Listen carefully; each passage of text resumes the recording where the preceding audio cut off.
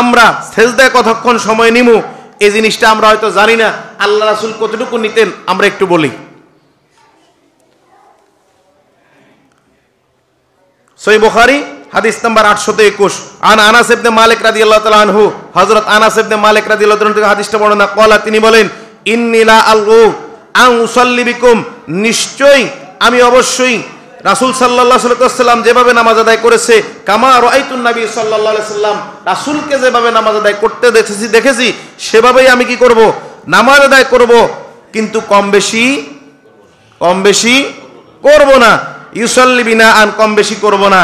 কান আনাস ইবনে মালিক ইয়াসনাউ শাইআন লাম আরাকতুম তাসনাউনাহু, হাদিসের বর্ণনাকারী যদিও এখানে সংক্ষিপ্ত আনাস রাদিয়াল্লাহু তাআলা আনহুকে নিয়ে আসছে, কিন্তু মূল বর্ণনাকারী হযরত সাবিত রাদিয়াল্লাহু তাআলা আনহু, তিনি বলতেছেন আমি আমার সামনে যারা ছিল তাদেরকে বলছি হযরত আনাস ইবনে মালিক যেভাবে নামাজ আদায় করে তোমরা কিন্তু সেভাবে করো না। কি বলছি? আনাস ইবনে মালিক যেভাবে নামাজ আদায় করে তোমরা সেভাবে করো না। কানা ইযা রাফা রাসাহু মিনার রুকুই, যখন তিনি রুকু শেষ করতেন, মাথা রুকু থেকে উঠাতেন, কমা, তিনি যখন দাঁড়িয়ে যেতেন, হাত্তা ইয়াকুলুল কাইল কদ নাসি, তখন অনেকেই তার রুকু থেকে দাঁড়ানোর পরে যে সময়টা তিনি নিতেন অনেকেই মনে করত তিনি সেজদার কথা ভুলেই গেছেন, এতক্ষণ সময় তিনি দাঁড়িয়ে থাকতেন। আমরা রুকু করার পরে রুকু থেকে ঠিকমতো উঠি না, বহু মুসল্লি আছে অর্ধেক উঠেই ওখান থেকে সেজদায়, আছে না নাই? রুকু করা ফরজ, রুকু করা কি ফরজ, রুকু থেকে সোজা হয়ে খাড়া হওয়া এটা আছে না নাই শরীয়তে? আছে।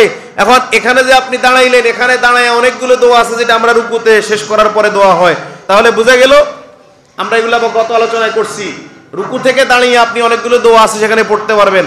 আমরা তো শুধু একটাই পড়ি, হামদান কাসিরান তাইয়িবান মুবারাকান ফিহি, এরপরে অনেকগুলো দোয়া আছে। আবার বলছো অবাইনা সাজদাতাইনে, তিনি যখন সেজদা দিতেন, অবাইনা সাজদাতাইনে হাত্তা ইয়াকুলুল কাইল, দুই সেজদার মাঝখানে তিনি এতটাই বিলম্ব করতেন, ওই যে একটু আগে বলছি সেজদা একটা দিছি এবার বসছি, এই বসাতেও আমরা বেশি সময় নেই না, কিন্তু তিনি এতটুকু সময় নিতেন। কি নিতেন? হাত্তা ইয়াকুলুল কাইল কদ নাসাই, বর্ণনাকারী বলতেছেন যে হযরত সাবিত রাদিয়াল্লাহু তাআলা আনহু এতটুকু সময় তিনি নিতেন দুই সেজদার মাঝখানে, মানুষ বলতো তিনি মনে হয় ফরজ সেজদা দিতে ভুলে গেছেন। কি তাহলে হাদিস থেকে কি পাইলাম? রুকু থেকে দাঁড়িয়ে এতটাই সময় নিতেন, মানুষ মনে করত সেজদা দিতে ভুলে গেছেন। এক সেজদা দিয়ে বসে এতটুকু সময় নিতেন, মানুষ মনে করত পরে সেজদা দিতেই ভুলে গেছেন। তাহলে আমরা এতটুকু সময় নেওয়ার দরকার আছে না নাই? আছে।